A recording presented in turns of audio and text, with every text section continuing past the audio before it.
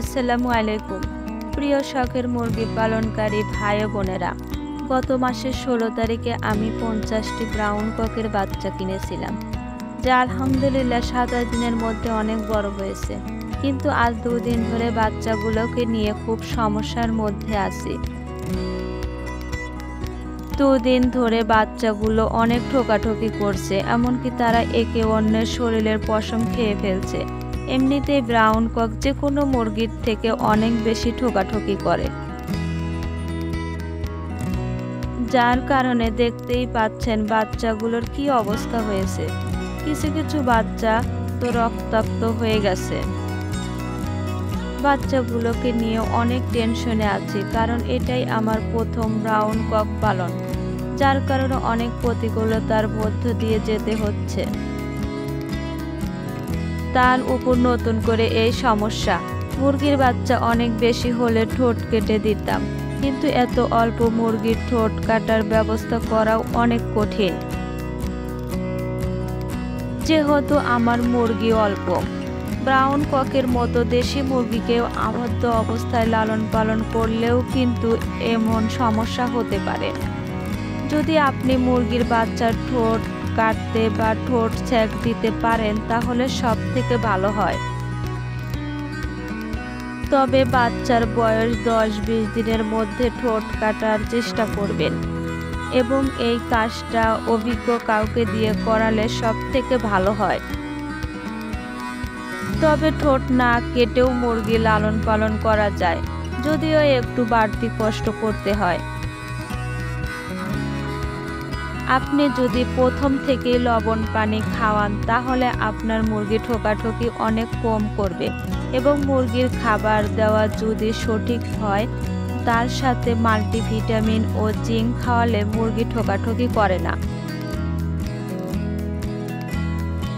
এইবার বলি আমি আমার মুরগির বাচ্চাগুলোকে কি ট্রিটমেন্ট করছি। আমি লবণ পানি দিনে 1 বেলা খেতে দিচ্ছি, তার সাথে অল্প কিছু ডিমের খোসা রোদে শুকিয়ে মুরগির ঘরে ছিটিয়ে রাখছি। কিছু নিম পাতা ঢাল সহ মুরগির ঘরে দিয়ে রাখছি, এতে করে মুরগির ঠোকাঠুকি অনেক কমে গেছে। তারপরও কিছু কিছু মুরগির বাচ্চা এখনো ঠোকাঠুকি করছে, যার কারণে নিম পাতা কাঁচা হলুদ পাটায় বেটে মুরগির যে জায়গাগুলোতে বেশি ঠোকাইছে সেই জায়গাগুলোতে নিম পাতা ও কাঁচা হলুদ বাটা লাগিয়ে দিয়েছে।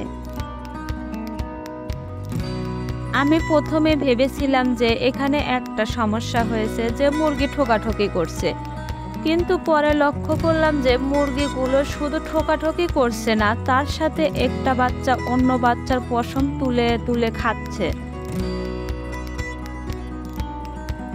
এটা সত্যি অবাক করার মতো ছিল। আমি ঠিক বুঝতে পারছিলাম না যে কেন এমন হচ্ছে। পরে বুঝতে পারলাম যে বাচ্চাগুলোর খাবারের মাঝে অনেক সমস্যা হয়েছে। বাচ্চাগুলো খাবার থেকে পর্যাপ্ত আয়োডিন, জিঙ্ক ও ভিটামিন পাচ্ছে না, যার কারণে তাদের শরীরে ঘাটতি পূরণ করার জন্য একে অন্যের পশম ঠুকিয়ে ঠুকিয়ে খাচ্ছে। এই সমস্যা থেকে বাঁচার জন্য মুরগিকে জিঙ্ক ও ভিটামিন পানির সাথে মিশিয়ে খাওয়াচ্ছি, সাথে ডিমের খোসাও খাওয়াচ্ছি।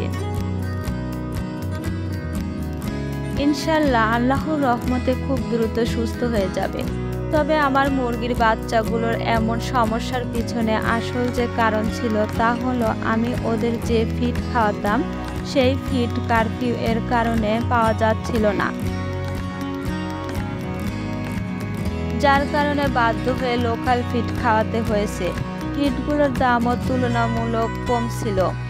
মানহীন ফিড খাওয়ানোর কারণে আজ আমার মুরগির বাচ্চাগুলোর এই অবস্থা। তো আজ এই পর্যন্ত। সবাই আমার মুরগির বাচ্চাগুলোর জন্য দোয়া করবেন, বাচ্চাগুলো যেন খুব দ্রুত সুস্থ হয়ে যায়। আমাদের এই ভিডিওটা যদি আপনাদের ভালো লেগে থাকে তাহলে অবশ্যই লাইক করবেন এবং সাবস্ক্রাইব করে আমাদের পাশে থাকবেন। ধন্যবাদ।